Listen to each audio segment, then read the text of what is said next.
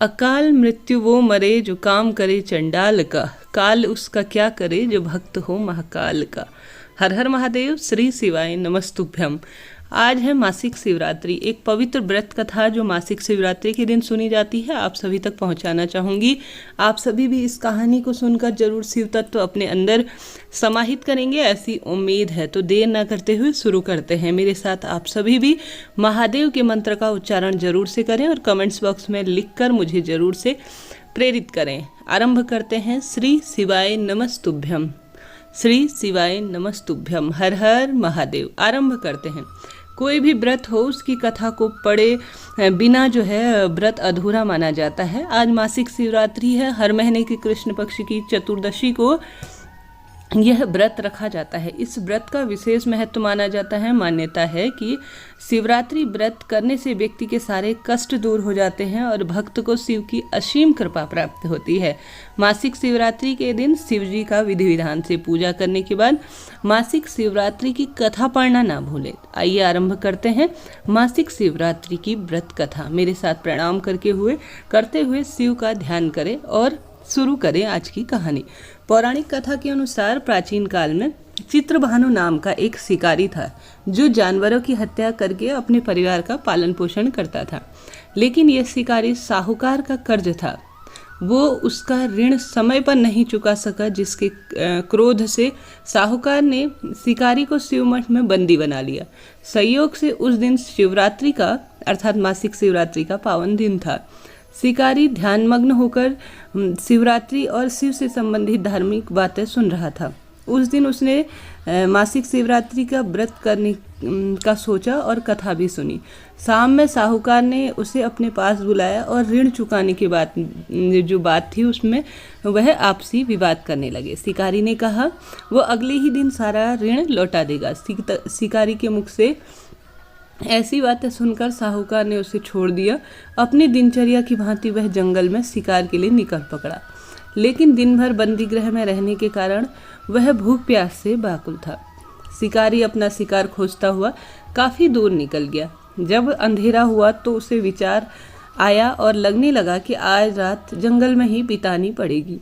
और वह एक वन में तालाब के किनारे बेल का जो पेड़ होता है महादेव पर समर्पित होता है, उसकी पेड़ पर चढ़कर रात बिताने लगा। जिस बिल्व वृक्ष पर शिकारी था उसके नीचे ठीक शिवलिंग था जो बिल्व वृक्षों से ढका हुआ था। शिकारी को शिवलिंग का पता नहीं चला। पड़ाव बनाते समय उससे जो टहनियाँ तोड़ी वह शिवलिंग पर गिरती गई। इस प्रकार दिन भर भूखे प्यासे रहकर जाने अनजाने उसने उस शिकारी से व्रत भी हो गया और शिव पर बिल्वपत्र समर्पित भी हो गए। एक पहर बीत जाने के बाद एक गर्भिणी हिरणी तालाब पर बैठी थी। शिकारी ने धनुष पर तान दिया और हिरणी बोली मैं गर्भाणी हूँ, अर्थात मैं गर्भवती हूँ। शीघ्र ही प्रसव करूंगी और बच्चे को जन्म देकर शीघ्र ही तुम्हारे समक्ष प्रस्तुत हो जाऊंगी, तब तुम मुझे मार लेना। शिकारी ने उसे जाने दिया। प्रत्यंचा चढ़ाने और ढीली करने के समय भी कुछ बिल्व पत्र अनायास ही टूटकर शिवलिंग पर जो है शिकारी के हाथ से गिर गए। इस प्रकार उसने प्रथम प्रहर का पूजन भी संपन्न कर लिया। कुछ देर बाद एक हिरणी वहां से निकली। शिकारी ने उसे देखकर फिर से धनुष पर बाण चढ़ा दिए। तब हिरणी ने विनम्रता पूर्वक निवेदन किया, हे शिकारी, मैं थोड़ी देर पहले जो है ऋतु से निवृत्त हुई हूँ, कामातुर वीराणी हूँ, अपने प्रिय की खोज कर रही हूँ। मैं वचन देती हूँ अपने पति से मिलन करके शीघ्र ही तुम्हारे पास आ जाऊंगी। शिकारी ने उसे भी जाने दिया। 2 बार शिकार खोकर शिकारी परेशान हो गया और चिंता में पड़ गया। अब धीरे धीरे रात्रि का आखिरी पहर बीत गया था। इस बार भी शिकारी के धनुष से लगकर कुछ बेलपत्र शिवलिंग पर गिर गए थे। इस तरह से दूसरे पहर की पूजा भी संपन्न हो गई।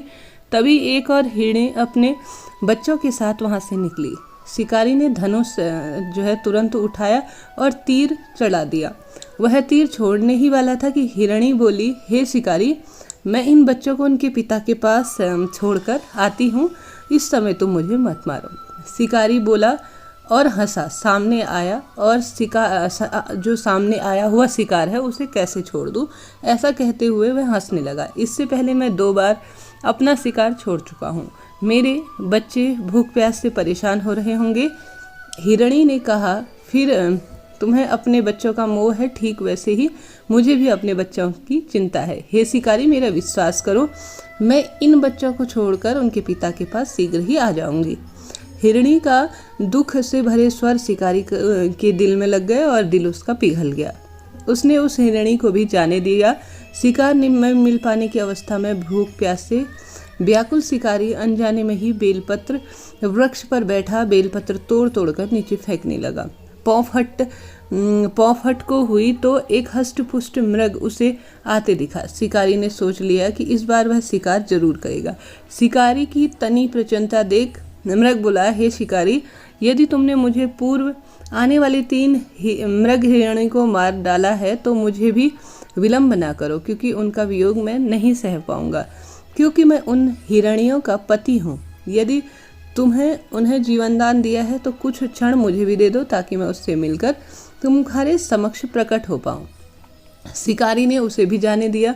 उपवास, रात्रि जागरण और शिवलिंग पर अनायास ही बेलपत्र चढ़ाने का जो है सही तरीका उसके व्रत को पूर्ण कर गया, अर्थात मासिक शिवरात्रि का उसका व्रत पूर्ण हो गया। पर अनजाने में ही हुई पूजन का परिणाम उसे तत्काल मिला। रात में हुई घटना के कारण शिकारी का हिंसक हृदय अब निर्मल हो गया। थोड़ी ही देर बाद मृग सपरिवार शिकारी के समक्ष प्रस्तुत हो गया, किंतु जंगली पशुओं की ऐसी सत्यता, सात्विकता और समूह प्रेम भावना को देखकर शिकारी को ग्लानि हुई। उसने मृग परिवार का शिकार नहीं किया। जाने अनजाने में उसे जो है जो व्रत का पालन किया और अपना जो उसका सुंदर सा मन था, जिस कारण से उसमें दया भावना थी, महादेव उसकी प्रशंसा, जो उसकी पूजा थे और उसके जो सत्कर्म थे, उनसे प्रसन्न हुए और उन्हें दर्शन दिए और बोले, मांग तुझे क्या चाहिए। तब वह शिकारी बोला, प्रभु, मैं तो जाने अनजाने आपका व्रत किया हूँ, मैं कोई खास पूजा पाठ नहीं जानता। तब बोले महादेव कि आपके सच्चा मन और आपके कर्म और मेरे जो आपने मासिक शिवरात्रि का जाने अनजाने पूजा किया है, उससे मैं प्रसन्न हूँ और जो तुम्हारी मनोकामना है वह तुरंत तुम्हारी पूर्ण होगी और मोक्ष की तुम्हें प्राप्ति होगी। ऐसा कहते हुए महादेव अंतर्ध्यान हो गए। तत्काल ही उसकी मनोकामना पूर्ण हुई। उसका सारा जो कर्ज था वह माफ हुआ और उसे धन, दौलत, पुत्र, पौत्र इत्यादि का वरदान प्राप्त हो गया और वह निरंतर शिव भक्ति की ओर अग्रसर होते हुए शिवलोक में एक स्थान निर्धारित करने लगा। तो इस तरह की कथा थी। आपके लिए यह रोचक रही हो तो कृपया चैनल को लाइक करें, शेयर करें, सब्सक्राइब करें। कमेंट्स बॉक्स में प्रभु स्मरण करना ना भूलें। हर हर महादेव।